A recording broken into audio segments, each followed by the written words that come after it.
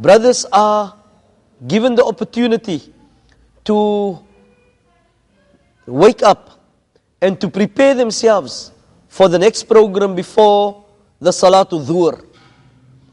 In this instance here, the ulama were requested to deliver talks and nasiha.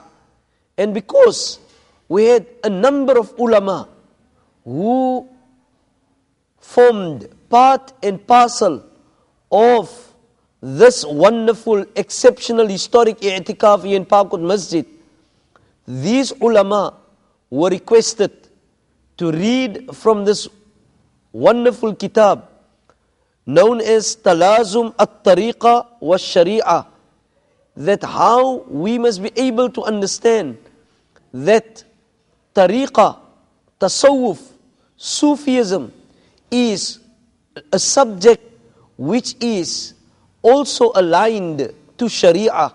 It is not a foreign subject, but in reality, Tariqa is Sharia. It is part and parcel of Sharia. And Sharia is also completed with Tariqa. I'tikaf in the Shafi'i madhab can also take the hukam of wujub. I'tikaf can also become compulsory in the Shafi'i madhab. When does i'tikaf become compulsory? الثالث الوجوب في حالة النظر. I'tikaf becomes compulsory upon a believer when he makes a nadhr, when he takes a nadhr. What is it? That is called the al-i'tikaf al-mandhur. That person who, for instance, what is meant by a nadhr? He says to Allah in a dua that, Ya Allah, I have this certain difficulty in my life. Maybe I have debt, or my son, or I have problems with my family. That, oh Allah, if you remove this problem, then I take an oath that I will spend 10 days in seclusion in the masjid. The continuation of this reading of this particular kitab continues until just a minute or two before the adhan for Salatul Dhuhr, when obviously now we are going to be performing the Salatul Dhuhr ma'al Jama'ah in a very highly spiritually inspired state, that we all going to be standing in front of Almighty Allah Tabaraka wa Ta'ala when the adhan is then called for the Salatul Dhuhr. Alhamdulillah, after the performance of this Salatul Dhuhr in Jama'ah, we gather around the beads again, or the pits, the date pits again, wherein we will be reading the Ratib Mashayikh at-Tariqatul Chistiyah. And this Ratib Mashayikh at-Tariqatul Chistiyah is a wonderful method introduced by the learned pioneers of the Tariqah of Chistiyah, who taught us for the alleviation of difficulties, of hardships, of problems, that the reading of this particular dhikrullah is a wonderful remedy. It is a wonderful way to help us to overcome our problems, difficulties and hardship. And remember, when we make this dhikrullah, we make dua not only for the individuals, not only for our personal self and the well-being of the personal self, but the focuses by all of us is on the entire Ummatul Islam. Those that find themselves in poverty, those that find themselves under oppression, those that find themselves under tyrannical rule, those that find themselves in any form of hardship, Allah Tabaraka wa Ta'ala is beseeched through this dhikrullah, in which we read first and foremost salawat on Nabi Sallallahu Alaihi Wasallam, then the wonderful dhikr of la hawla wa la quwwata illa billah, la malja'a wa la manja'a min Allahi illa ilay, which means there is no might or power except with Allah. There is no refuge and no place of safety from Allah but with Allah. And these are the hadith of Nabi alayhi salatu wasalam, the words of Nabi alayhi salatu wasalam taught to us. After which we then read the entire surah, Bismillahir Rahmanir Rahim, Surah to Alam Nashrah. And thereafter we read again this wonderful dhikr of La hawla wa la quwwata illa billah, لا ملجأ ولا منجأ من الله إلا إليه. After that, we read again salawat.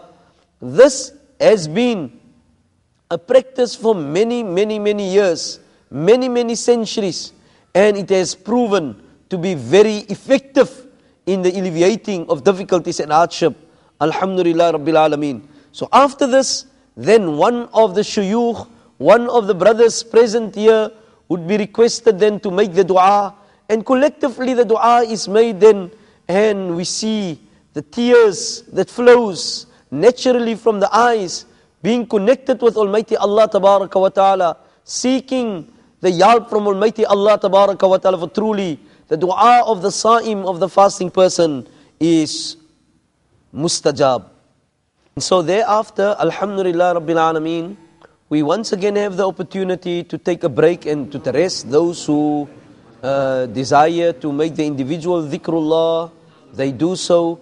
And after this, obviously, those who have taken bay'ah by the Shaykh, they, Alhamdulillah Rabbil Alameen, a wonderful opportunity after the dua, that people individually gather around Shaykh and closer to Shaykh, and Shaykh leads the individual dhikrullah very loud and clear, with a connection with Almighty Allah Tabaraka wa Ta'ala that vibrates and draw the rahmah and the mercy of Almighty Allah. When we take the break then and the rest, we get up again just before Salatul Asr. After Salatul Asr, a special kitab has been read.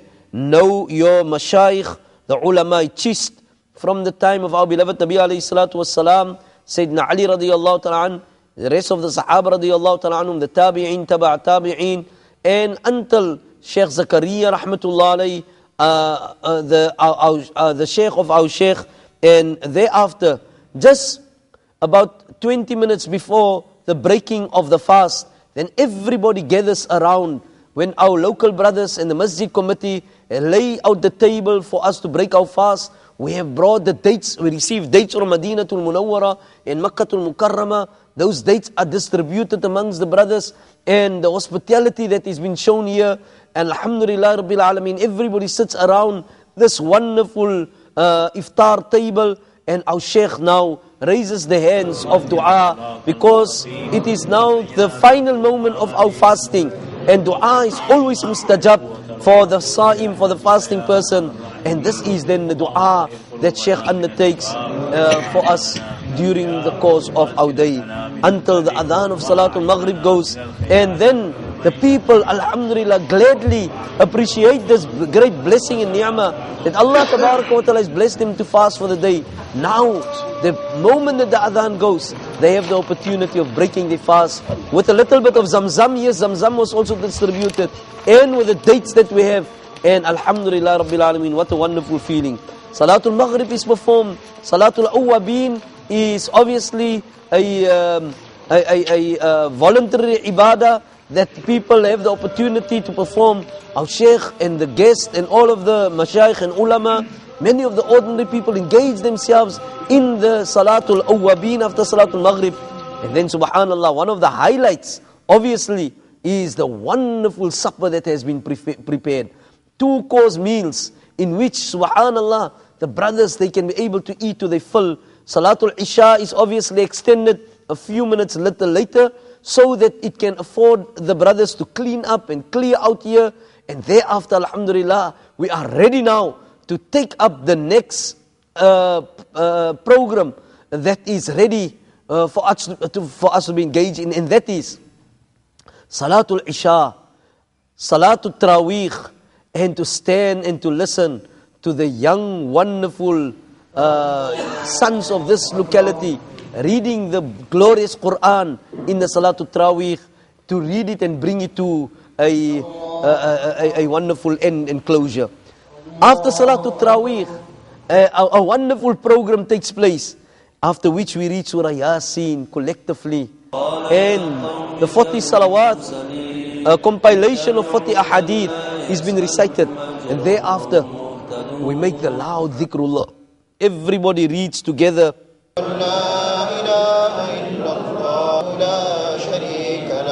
وأشهد أن محمدا عبده ورسوله أرسله بالحق بشيرا ونذيرا